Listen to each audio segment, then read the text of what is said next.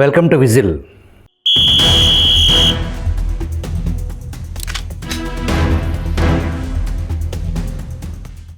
ఈ మధ్య చావా పేరుతో ఒక సినిమా విడుదలైంది.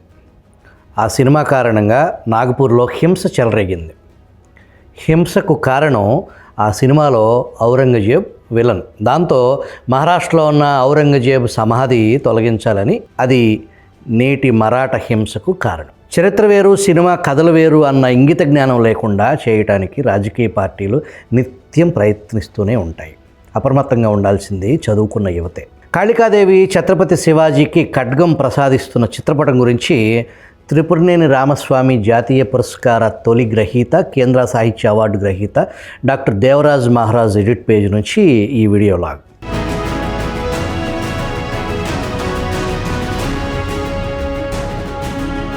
కాళికాదేవి ఛత్రపతి శివాజీకి ఖడ్గం ప్రసాదిస్తున్న చిత్రపటం అందరూ చూసే ఉంటారు.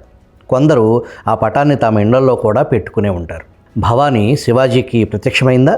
ఆయనకు ఆ కత్తి ఎక్కడిది? దానికి సంబంధించిన చారిత్రక సత్యాలు ఏమిటి తెలుసుకోవాలంటే కొంచెం వివరాల్లోకి వెళ్ళాలి. మరి భవానీ ప్రత్యక్షమైందన్న కల్పిత కథకు సృష్టికర్తలు ఎవరు? అందరూ తెలుసుకోవాల్సిందే. ఇంగిత జ్ఞానం ఉపయోగించి ఆలోచించాల్సిందే. 1659లో కొంకణి తీర ప్రాంతంలో పోర్చుగీస్ వారి నౌక ఒకటి మునిగిపోయింది. శివాజీ సైన్యంలో ఒకడైన అంబాజీ సావంత్ మాళవ జాతి సైనికుడు ఆ నౌకను కొల్లగొట్టాడు. అప్పుడు నౌకలో అతనికి ఒక ఖడ్గం లభించింది.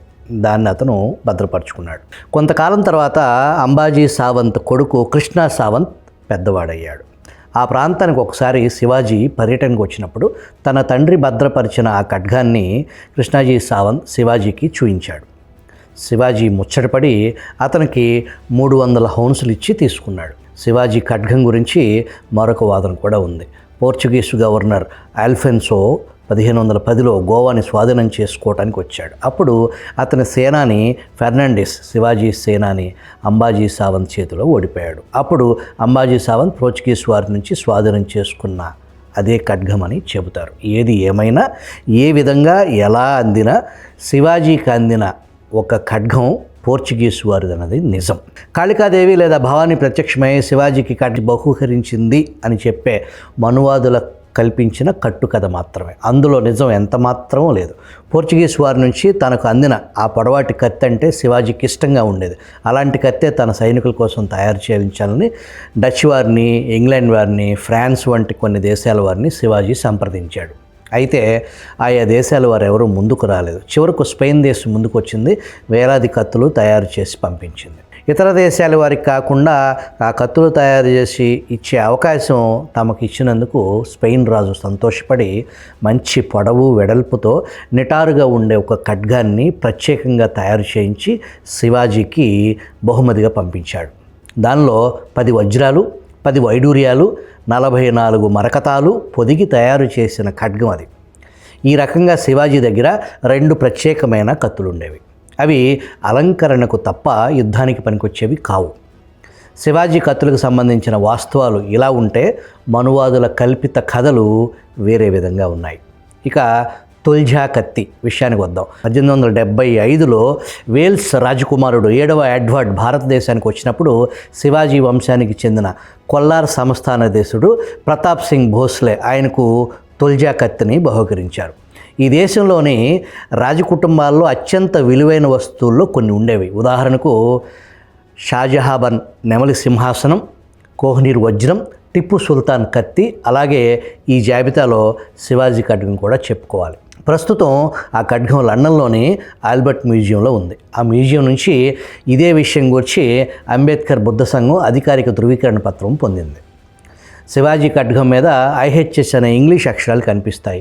ఆ అక్షరాలను బట్టి అది స్పెయిన్లో తయారైందని పరిశోధకులు నిర్ధారించారు. ఆ తర్వాత చాలా కాలానికి చిత్రవన్ వంశానికి చెందిన పీష్వాల వారసుడు బాలగంగాధర తిలక్, ఆయన మనువాద బ్రాహ్మణుడు, శివాజీ వ్యక్తిత్వాన్ని, స్ఫూర్తిని దెబ్బతీసే విధంగా ప్రచారం చేశాడు. 1894లో శివాజీ ఉత్సవాలు, ఆ తర్వాత వినాయక చవితి ఉత్సవాలు జరిపాడు. స్వతంత్ర పోరాట సమయంలో శివాజీని ఒక హిందూ మతోద్ధారకుడిగా ప్రచారం చేశాడు. శివాజీకి భవానీ ప్రత్యక్షమై ఖడ్గం ప్రసాదించిందని కట్టుకథలు ప్రచారం చేశాడు. శివాజీ శౌర్యాన్ని, కష్టాన్ని బుగ్గిపాలు చేసి అబద్ధాలు పుట్టించింది తిలక్కే. శివాజీ వారసుల్లో ఒక్కడైన సాహు మహారాజ్ తన సంస్థానంలో మొదటిసారి రిజర్వేషన్లు అమలు చేసిన విషయం మనం ఇక్కడ గుర్తుంచుకోవాలి. చాలా కాలం తర్వాత జ్యోతిబా పూలే శివాజీ సమాధిని వెతికించి వెలికి తీయించాడు, కావ్యాలు రాశాడు. ఈ దేశంలో మనువాదులు చేసిన ఘోరాలు ఎంత దుర్మార్గంగా ఉన్నాయంటే బౌద్ధ రామాలను దేవాలయాలుగా మార్చుకున్నారు. బౌద్ధ శిల్పాలని దేవీ దేవతలుగా శిల్పాలుగా చలామణిలోకి తెచ్చుకుని తమ జీవనాధారం కోసం వెతుక్కున్నారు. పైగా బుద్ధుణ్ణి విష్ణు అవతారంగా ప్రకటించారు. మనువాదుల పనులు ఇలాగే ఉంటాయనటానికి శివాజీ సంభాజీలను కూడా ఉదాహరణలుగా చెప్పొచ్చు. వారిని కుట్రపూరితంగా చూపించింది వారే, మళ్ళీ వారి ఔన్నత్యాన్ని చాటి చెబుతూ వారు తమ హిందూ మతోద్ధూరకులని ప్రచారం చేసుకున్నది ఇంకా చేసుకుంటుంది వారే.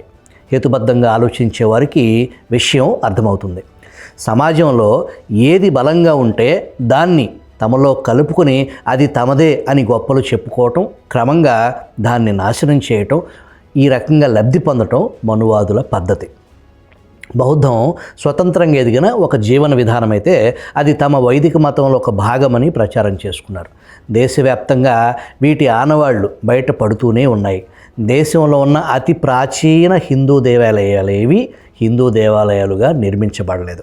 అవన్నీ మార్చిన బౌద్ధారామాలే లేక జైన మందిరాలు అయి ఉంటాయని చరిత్ర పరిశోధకులు, వైజ్ఞానిక పరిశీలకులు రుజువు చేస్తూనే ఉన్నారు. అదే పద్ధతిలో శివాజీ సంభాజీలనే కాదు, వివేకానందుడిని కూడా తమ హిందూ మతోద్ధరకుడిగా చెప్పుకున్నారు. వివేకానందుడు హేతుబద్ధంగా చెప్పిన విషయాలు, సంధించిన ప్రశ్నల జోలికి మాత్రం పోరు. ఎక్కడ ఏ మంచి కనిపించినా దాన్ని తమలో కలుపుకోవటం మంచిదే, కానీ దాన్ని అలాగే కొనసాగనివ్వాలి కదా.